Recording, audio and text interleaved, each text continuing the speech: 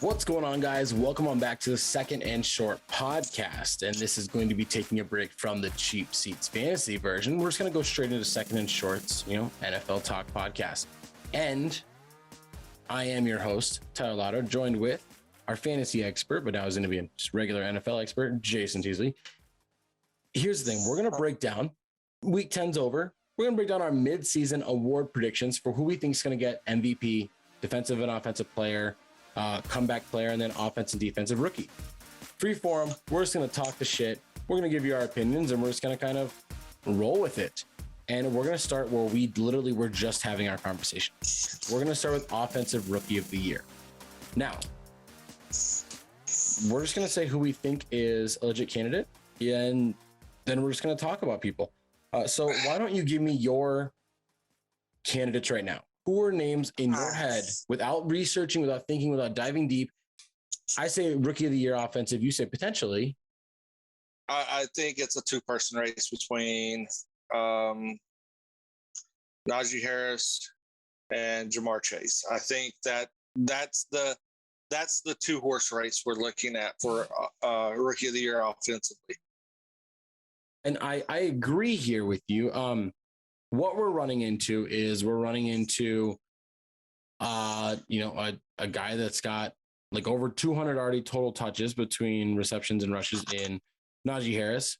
And we have a guy in Lamar Chase who has been blowing the roof off of people in all stadiums, everywhere he's at. And he's just been big play right now.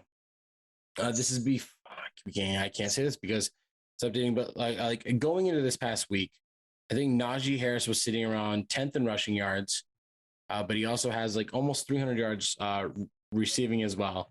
From the time of recording this, that's the only problem we have with this because it's going to change a little bit. But Lamar Chase, on the other hand, he's sitting in a much more comfortable position because in receiving yards, he's third. He is 835. He's almost breaking 1,000 yards. Every year we see a running back almost lead the league in like rushing, or they're like a top 5 running back when they come into the league, a rookie. We have one guy that's been doing it for the past like 5-6 years, but receivers don't finish in like the top 5 of receiving yards in their rookie year. It is very rare. I mean, can you recall as a Giants fan the last time we saw something like that happen? I mean, maybe Moss. That would be the immediate name that would jump out. That would be in that consideration. I don't even think OBJ was in that because I think he had a few games where he stumbled and he wasn't really lighting everything up. Now I think, but I mean, I'm saying that the first name that would come to mind class that was that OBJ was 2014. I'm thinking it was either 14 or 15. It's 14. He finished 10th in receiving yards that year. Sorry. Go ahead. Continue. Yeah. So, but I mean, anytime you want to say immediate rookie impact, Randy Moss comes to mind, especially, from my region. But yeah, I mean, rookie wide receivers, everybody says they have a learning curve. You won't see a wide receiver produce for 2 to 3 years. Mm-hmm. Because they got elite level. Yeah. To acclimate to the league, to learn playbooks, you got to give them a learning curve. You don't get that for running backs. That's what makes Chase so special this year. And I was not high on Chase. I mean, even preseason, one of my things was I didn't even think that he would finish as the number 1 receiver on his team. And he's proven me wrong. And I think he's acclimated to the league much more quickly than anybody expected. He's been just electric when he gets the ball in his hands. His route running is a lot more crisp than anybody ever expected him to have. So, yeah, I think that he needs to hit that. Now, the reason why I say Naji is because of the situation. Pittsburgh, with an aging quarterback, they're going to lean on the ball some more, especially with the injuries and stuff that they've sustained. So you gotta also dictate position there. When he came into the league, everybody was talking him up, thinking that he landed in the perfect spots, which he did for his style of running. But nobody was giving Jamar Chase any love. And then his first 8 games set an NFL record. Yep. That's unheard of. So the biggest thing here is what is it going to take for Jamar Chase to lock down offensive rookie of the year for you? Like, what does he need to do in these final set of games? I think he's got 8 games left. What does he got to do? Consistency. Consistency is the key. He's got to continue to just make the plays that he's been making and be consistent. Now, does that mean that he needs to go out there and light up for 100 plus yards every game? No. But if he goes out and still stays consistent, his targets versus catches is still on the upper side of around 75 or better, because quarterbacks aren't 100% accurate.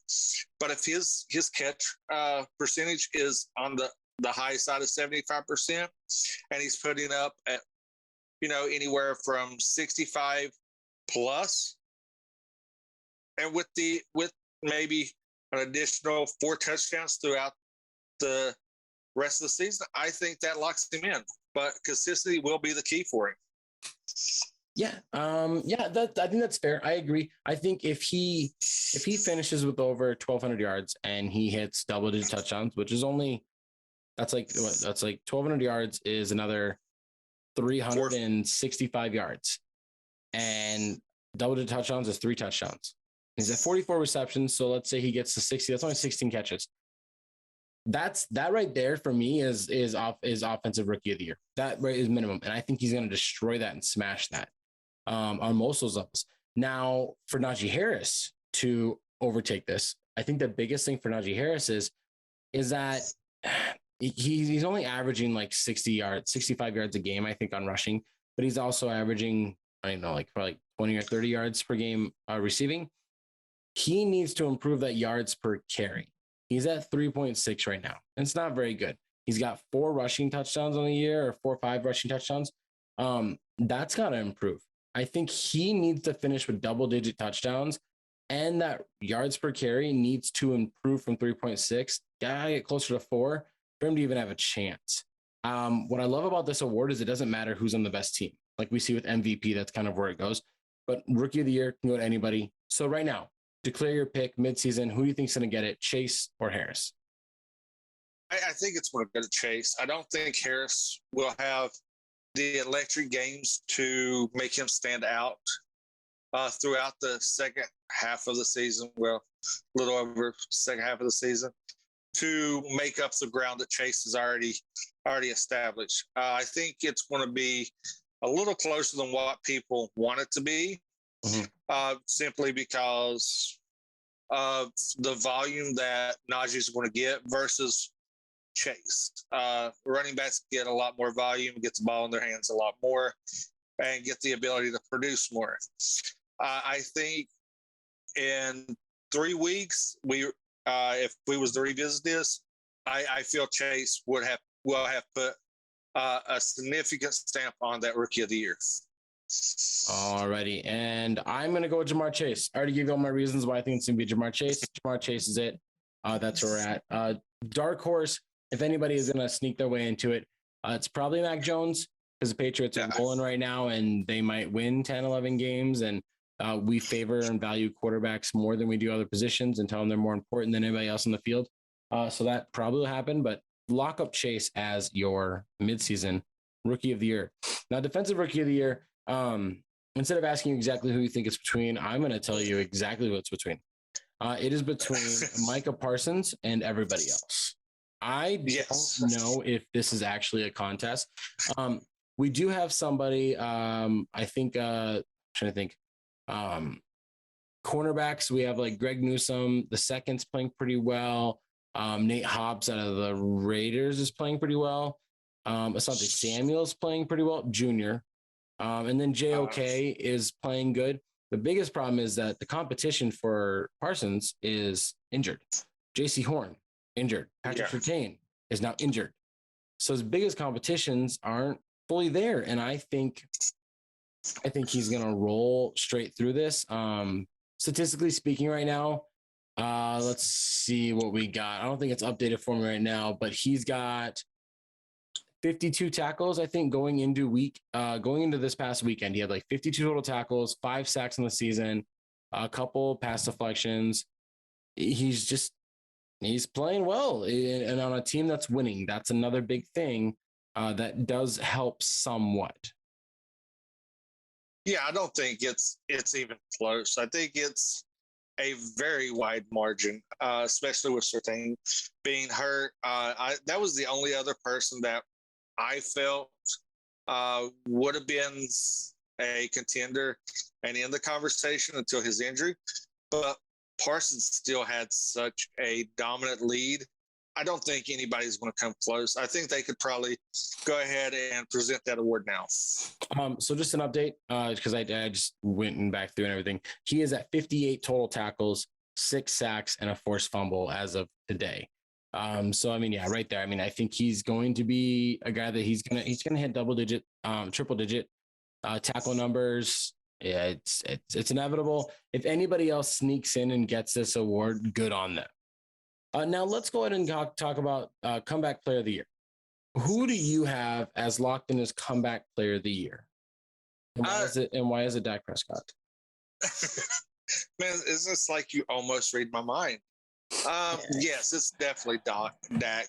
Coming back from such a horrific injury that could have honestly ended his career.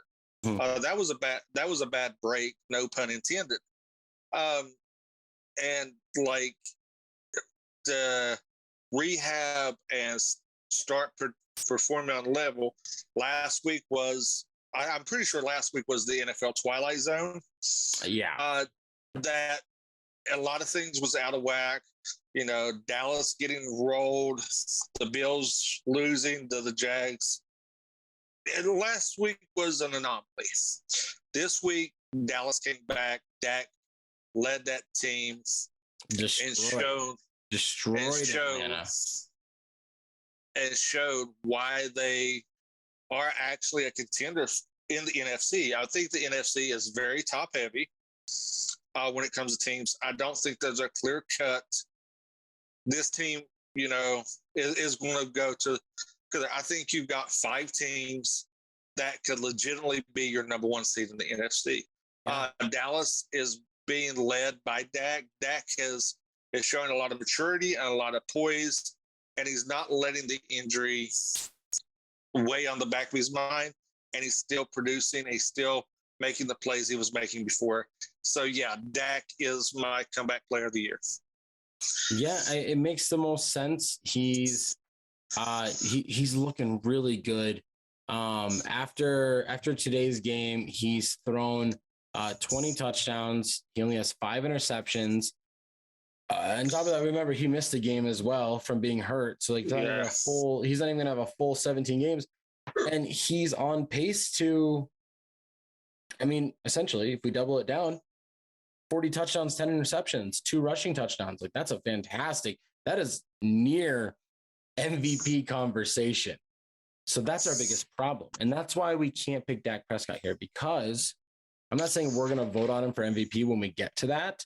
But if America's team is the number 1 seed in the NFC and he has 40 plus touchdowns and he's got 4,000 passing yards and, that's 300 rushing yards, he's probably going to win MVP, which means he won't win comeback player of the year. Would he?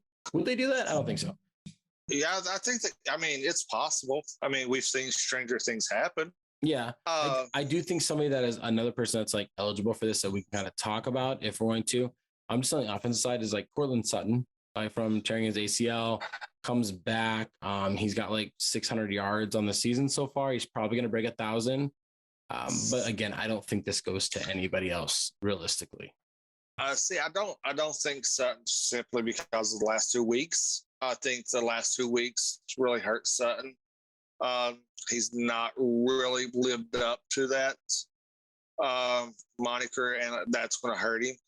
You can't blame him for, poor team performance. Even, with the blowout of Dallas last week, he didn't really produce. And a lot of people will look at it as that, like, because he had 2 down weeks, that he shouldn't be considered for the award, which I think is utter bullshit.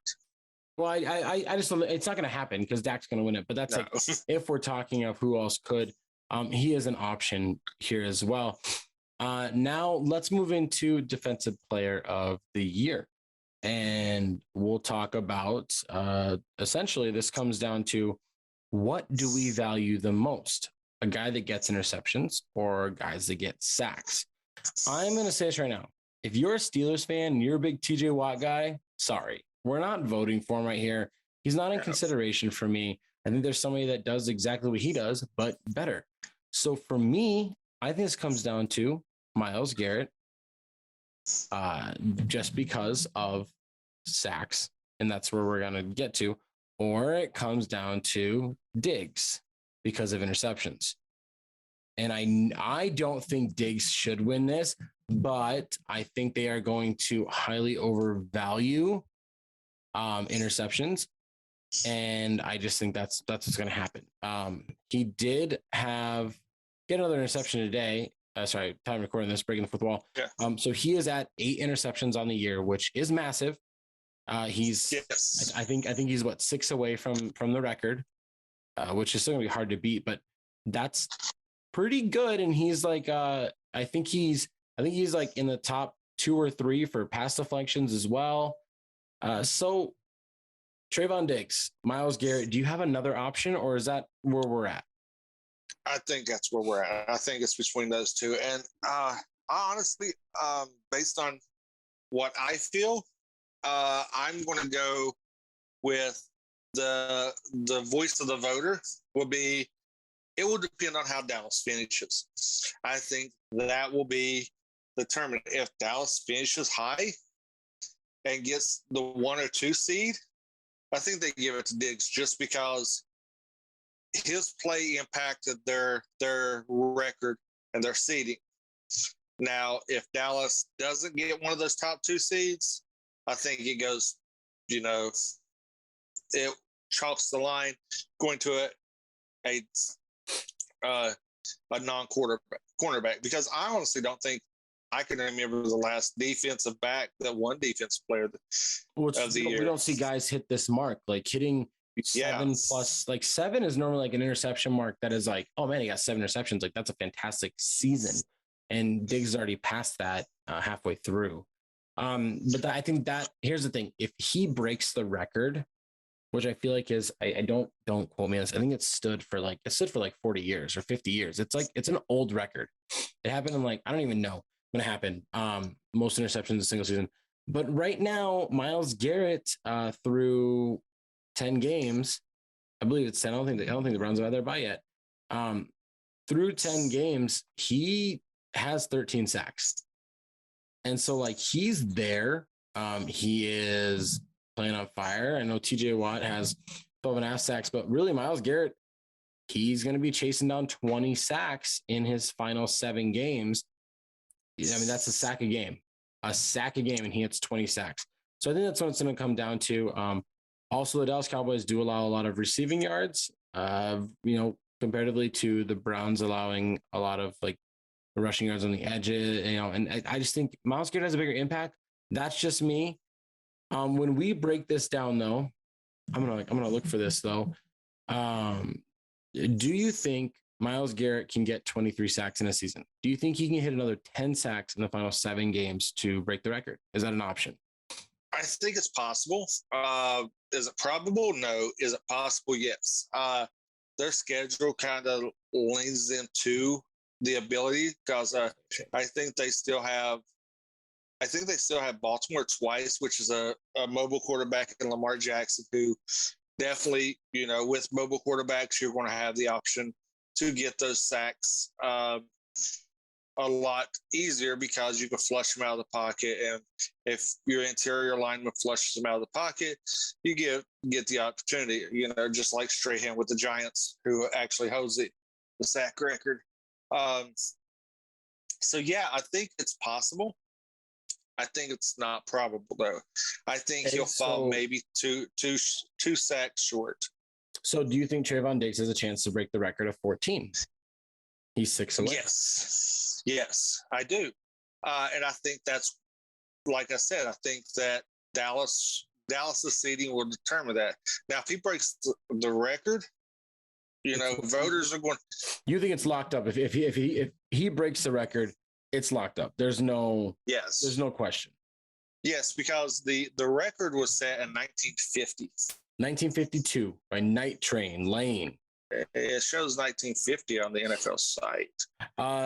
So 1948 was Dan Sandifer of Washington. He had 13, and then Spec Sanders in 1950 had 13. But then rookie Night Train Lane got 14 interceptions in 1952 while playing for the Los Angeles Rams. I just read it right here.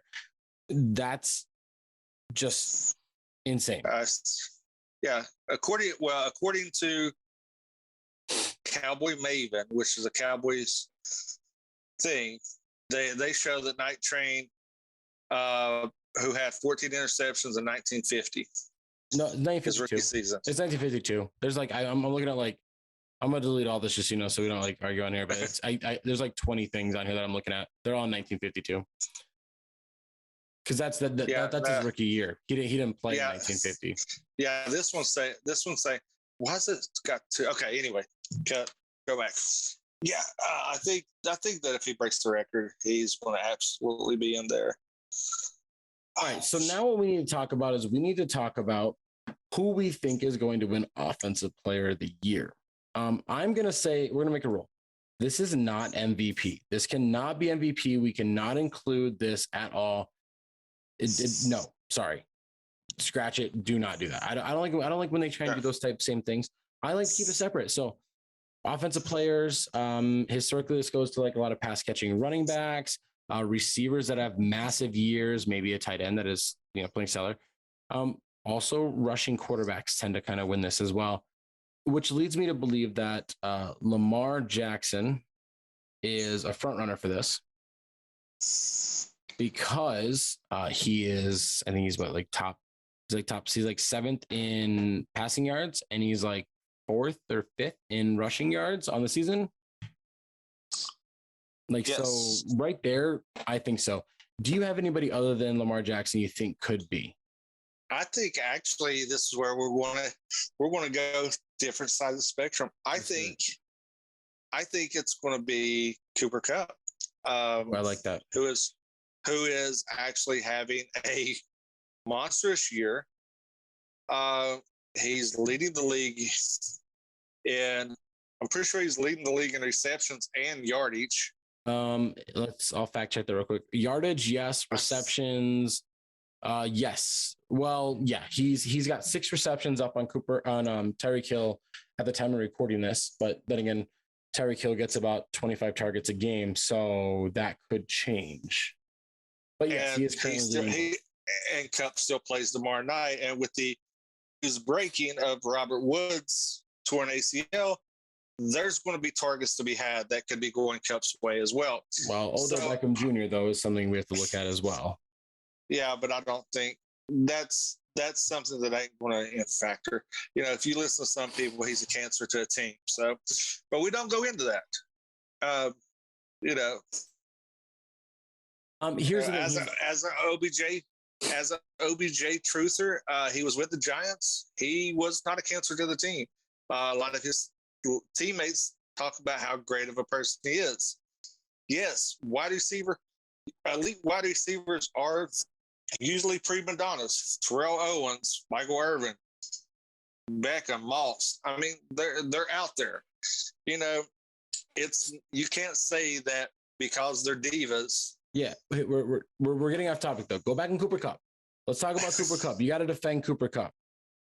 But yeah, I mean, he's Stafford's favorite target. He gets a lot of yards after catch because he is not a downfield threat. He is your intermediate guy that's going to catch the ball, has the sure hands that you can trust on a third down situation, and he can break one at any given time. So I think this is where you're going you're going to make the argument of a solid receiver that hasn't had like flashy numbers through his career, that has had a resurgence with the addition of Stafford this year, and he's got a quarterback that he has a good repertoire with, and I think he's going to run away with this, honestly. I mean, he really could. He's also leading the league in touchdowns right now, and he's leading the league in targets. He's leading the league in everything.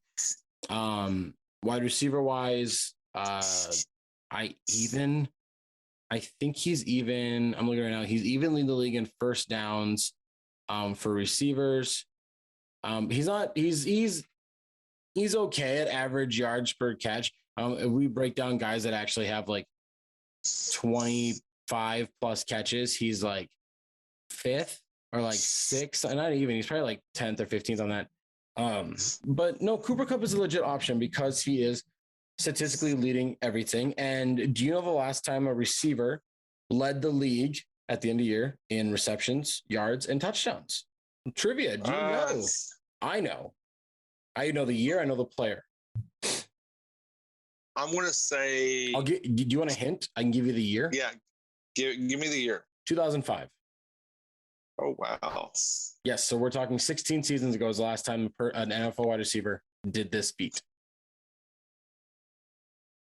I want Moss. Moss? When he was with the Patriots? Was that 05? Moss did not do this in 05. Then I don't know. This kind of got me. Well, you should know it's not 05 because Randy Moss didn't lose in the Super Bowl to the Giants in 05. You should know that. It is wide receiver Steve Smith with the Carolina Panthers. Really? Yes. It was a year after Musa Muhammad with the Carolina Panthers led the league in receptions and yards, but not touchdowns. And then the next year, Steve Smith led the league in receptions, yards, and touchdowns after Muhammad went to Chicago. Yes, last time. I think Steve Smith actually tied in touchdowns, but still held the lead for it. And yeah, last time a receiver's ever done that. So right now, Cooper Kupp is on pace to break. It's not a record, but it's just like the last time something happened. Like, you know, when they show those statistics under games and it's like the only player to, run left 3 times in a row and then run right 7 times in a row. Only player in NFL, but this is a legit bottom screen stat that they're going to post up. It could happen. Lamar Jackson, though, is on pace to have a fantastic season. He is going to break 1,000 yards rushing. He is going to break 4,000 yards passing. I'm trying to think. What is he right now on rushing touchdowns? He is 2 rushing touchdowns. And hold on. And he's sitting at 14 passing touchdowns, which right now, I think if you look at the interception, but right now he's at 16 touchdowns, 8 interceptions, and he's on pace to have 5,500 total yards. It's going to be hard not to give that to him. But you know what? Cooper Kupp very well could. If OBJ doesn't step in and get 6-7 targets a game, Cooper Kupp is probably going to run away with targets and receptions and maybe yards. That could change because he only averaged like 13 yards a catch. But either way, I'm okay with the coin toss on that. I say Lamar Jackson. You think Cooper Kupp. Let's talk about MVP.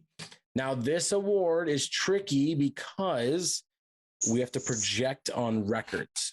Because if a team is they're not going to win MVP because they obviously didn't bring that much value to the team.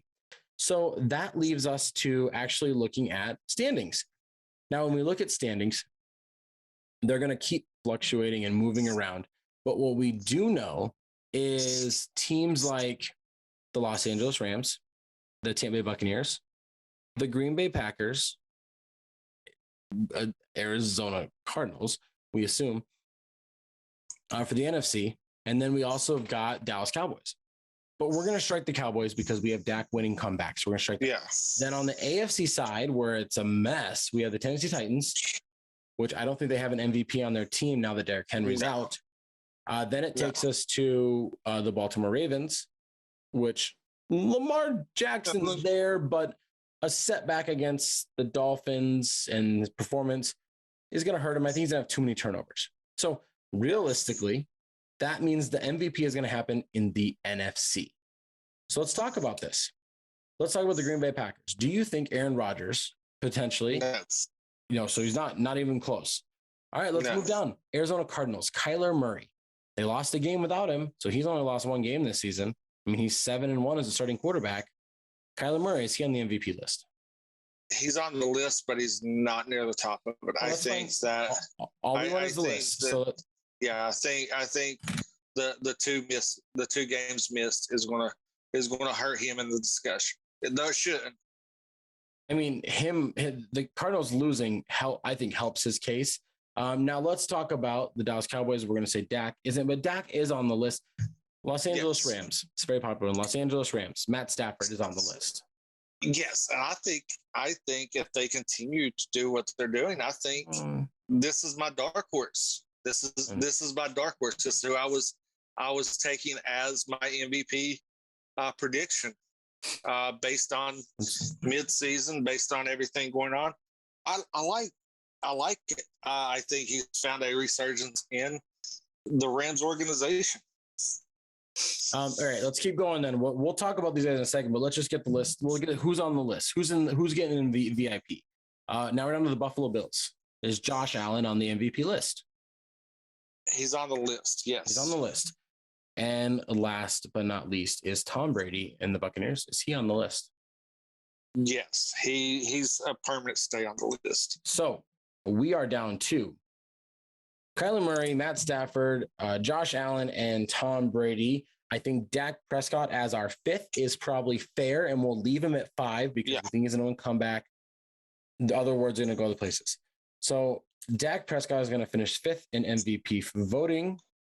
Now I want you to rank these guys from 1, 2, 3, and 4, and I want you to tell me who's 4 out of all those guys. All right, we'll go 4.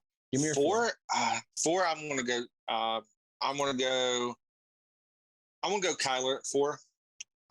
Simply because, like I said earlier, the 2 games missed is going to hurt him. We'll come back. 3 is I'm going to go Josh Allen. 2 Brady, 1 Stafford.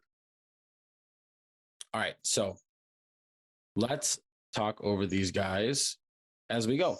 So Dak Prescott, we already touched on him, 5. So let's talk about 4. I agree. Kyler Murray's 4 on the list. Let's talk about reasons why Kyler Murray could win MVP right now. 8-2 is the team record. He's 7-1. He's playing fantastic right now. Yardage wise, he's 8th in the league, but that's because he's missed a game. 2 games. I missed 2 games. So we can't really fault him on that. But here's the statistic so far. I mean, he's got 2,276 yards. He's got 17 touchdowns and 7 interceptions. And then if we look at him on the ground, he's also got, statistically, he's got 7? He's almost 700. Where's he at? 544? No. Oh, scrap all this. My bad. Whoop, whoop, whoop. He's only got 147 yards rushing. He's got 20 total touchdowns in the season. So I think Cardinals win out. They're the 1 seed. He doubles down and he's got 4,500 yards and he's got about, 35 touchdowns. That's why he could win MVP. Yeah, but let's go back to a situation me and you talk about all the time. Those outlier games where he explodes, and let's go on average. This is why I look at him as the 4. Started the season off red hot. Since then, it's been a decline. He had 2 amazing weeks that he padded stats like crazy. Then he kind of came down to earth. That's where I'm looking at it from, and I think that's where the voters will look at it from, is because if you take these offensive explosions out, you go by medium, he's not that thing. And, a lot of people like to talk about, if you take out what they do the best, then, that takes away. That's not what I'm saying. I'm saying people will look at it like that, because I'll play devil's advocate here. If you take those 2 games out and just mediate them throughout the rest of the games, you're going to see an average, above average play throughout the first half of the season. I mean, he's completing 62% of his passes. He only has 3 games under 70% completion. He's got 4 games right now of his 8 with 3+ touchdowns. So I think he's got more booms than you are giving credit to. He even has games where he didn't throw a single touchdown. He ran for one, and he still had 300 yards in a win they had. But I agree he's 4. So let's move on to 3. Now, this is where we split because I have Brady at 3. You have Allen at 3. Let's just talk about Josh Allen. Josh Allen, why is he a potential MVP winner? What is it that's making him an MVP guy? His poise and the ability to locate receivers. He's not wide receiver one happy, I guess you could say, is a good way to put it. So he's not staring Diggs down every single time. He's getting Emmanuel Sanders involved. He's getting Knox when healthy involved. He's getting his running backs involved, and Cole Beasley, who is my brother from another mother, who he abandoned the family and changed his name. But he spreads the ball out nicely, and he's got to, because Buffalo for some reason has 2 solid running backs that are not producing. That's debatable. That's debatable on who we're talking to. Well, I'm saying they're not producing because they're not. I'm saying they're solid. They're serviceable. They're a good combo, but they're not producing. So Buffalo goes by the way of Allen's arm. Mm-hmm. And he has to spread the ball out. He has to make plays in order for them to win. And that's why I think that he's in the conversation. But I think he's not going to do enough to win it. 22 touchdowns total on the year, 6 interceptions. He doesn't have a lot of games where he's going to throw multi-picks. Like we saw him throw 2 interceptions against Jacksonville. And that was the first game he didn't have a single offensive touchdown since like week 7 of 2020. So he scores a lot of touchdowns. He's going to continue to score a lot of touchdowns. Completion percentage is pretty high. Just looking at it here, outside of that Miami week where he was at 51, I guess he did against Kansas City, 357 too, but he kind of floats around like 67% is where he kind of sits around. He had 2 bad weeks, but he floats, he goes up in there. His average yards per attempt is nice at about 7. He's a decent runner. He does really well. I think what's going to benefit him the most is that the AFC, they're only like a game out of like the 1 seed. They did lose Tennessee, so there's a tiebreaker there, but a game and a half. But like they could legitimately be the 1 seed, and he's the only guy from the AFC that actually is in consideration here. So because of that, if they're the 1 seed, because we know how numbers work, 3 of these other 4 quarterbacks we are talking about here will not be the 1 seed. So he has that advantage where he's not really competing against other MVP candidates in his conference, and he can be the best quarterback in his conference. And that might be enough at this point. If the Bills like win out and, they got 14 wins in the season, it may be. Now let's talk about Tom Brady. Tom Brady. We don't have to say why is Tom Brady on this MVP shortlist, because he's Tom fucking Brady. But the Tampa Bay Buccaneers did not have a very positive day today. At the time we recorded this. But going into this, so he has 27 touchdowns, which I believe is first in the league. He's now going to be at 7 interceptions, which is rather high for his career at this point in his career, because, for the past, I'm trying to think about like the past 10 years, he's only had 2 seasons where he's, had double-digit interceptions. Actually, going all the way back to 2012, he's only had 3 of those seasons. So he's going to sit around that single-digit range. He's going to hit 40 touchdowns. These other guys were like, maybe. He's going to. He's at 27 already, and he still has. They've already had their bye, so he's still got 8 more games left in him. I think it's a given that he's going to hit maybe 45 touchdowns at the rate that this offense goes. And I think leading the league in yards passing, leading the league in touchdowns, and then also being a high seed and a division champion is what is going to solidify his case to being MVP.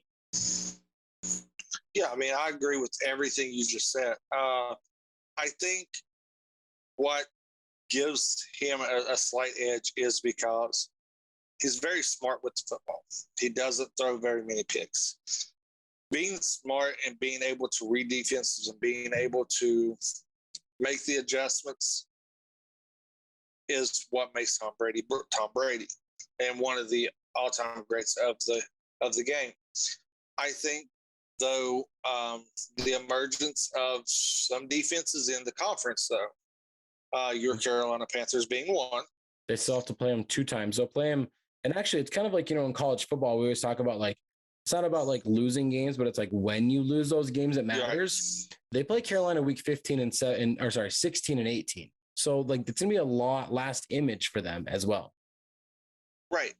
Which Carolina has, their defense is gelling now at the right time, and they're being able to contain teams and get pressure on the quarterback. Brady's not a mobile quarterback. So him not being a mobile quarterback, Carolina's going to be able to get to him and maybe rattle him like Washington did today before losing Chase Young.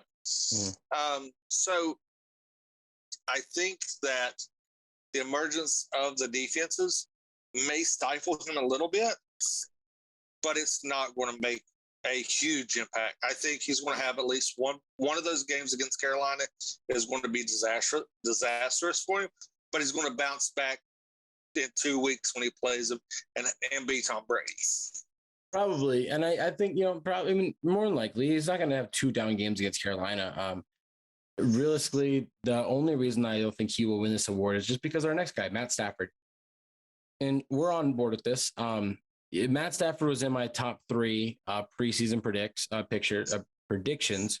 I actually had Josh Allen, Dak Prescott, and Matt Stafford in my top 3, just because I statistically I thought they were all going to do so well. But Matt Stafford right now is currently, he hasn't played this week at time recording this, but he is leading the league in receiving yards. He's at 23 touchdowns, 5 interceptions. His completion percentage is good. He's playing well. I think the Rams are probably going to get a revenge on Arizona. And I don't want to say they're going to win out, but I believe they're going to be the 1 seed. And I predicted that preseason as well. I really think they're going to be the 1 seed at the end of the year. I mean, that is not a very bold prediction. I can get on board with that. But I think that they're going to be battling with Arizona for the 1 seed. I think it's going to be the 1 seed is going to come out of the West. And that's why it's going to look even more important and more impressive, because one of them is going to end up being the 5 seed. Yeah, I mean, the rest of the season the Rams have, I mean, they've got the Packers next in Lambeau. Then they've got the Jags. Then they've got the showdown with the Cardinals, Seattle, Minnesota, go to Baltimore, and end at home with the 49ers. That's a very winnable schedule. Really, I mean, it's not. Green Bay and Arizona are their main hiccups that they could have. Right, and that's the only 2. And I think one of those games. I actually think that the Lambeau game is a trap game for them. That's the only one I think that they'll stumble in. I think, the Arizona game, Arizona's been exposed to how to beat them, especially with the loss of Chase Edmonds. Connor stepping up, but, Connor's a north-south running back, not so much a real power back, but he's kind of a smash mouth back. He's not an elusive back. And that losing Edmonds, who has that elusiveness, kind of takes a dimension away from Arizona. So I think today Arizona got exposed. Yes, they was without 2 of their top things, so don't at me. I understand. But they was exposed. I don't care. No way to look at it. They had the number 2 defense coming in fantasy-wise, and they got routed by Carolina, which absolutely surprised me. To your chagrin, to my joy, you loved it. Yes. To you. I mean, you was cheering for Cam Newton having his 2 touchdowns and 22 yards, and realizing he's back. But I think this is a team that will go far on Stafford's back. Stafford is seeing a resurgence in his career once leaving Detroit and getting a team around him. The addition of all the additions to that team to make a Super Bowl run is insane on both sides of the ball. So I think this team is poised to make a run, and it's going to be because of Matt Stafford. Yep, and I agree here, and we're going to end this episode with just an agreement instead of an argument, which is fine because the only way he doesn't get this is if he loses to Arizona, if he loses to Green Bay, if somehow they stumble against Seattle, or San Francisco because they're divisional games. Otherwise, I think he's got this locked in. He's going to do what he always does, but the only difference now is that Matt Stafford looks more calm and relaxed as ever. He doesn't look like he's always out there panicking like a single mom of 8 kids who's trying to juggle everything. He looks like a trophy wife. He's comfortable. He's relaxed. He's just having fun. What do you do? Whatever I want. It's cool. I throw a ball to cup. It's fun. Like, he just seems relaxed. And that's going to do it for us here on this week's episode of Second and Short, the podcast. Below us, you see TikTok, Instagram, Facebook, and also we're here on YouTube.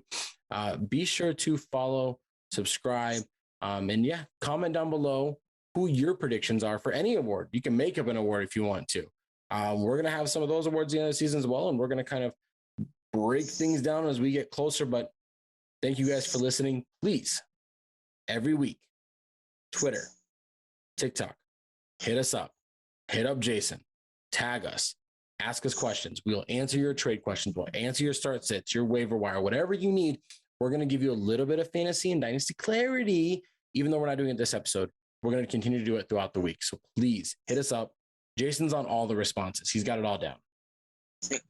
Yeah, I try to anyway. I've got like a 98% response rate. So yeah, definitely hit me up. TZLEY822 on Twitter. You can see me. I think it's Turk822 on TikTok. You can go back. Ty tags me in almost all of the things, and I check them regularly without being tagged. So yeah, drop content. We're going to drop you content. We're going to give you that insight. We're going to give you that unbiased opinion that may help you win your league. And breaking the fourth wall.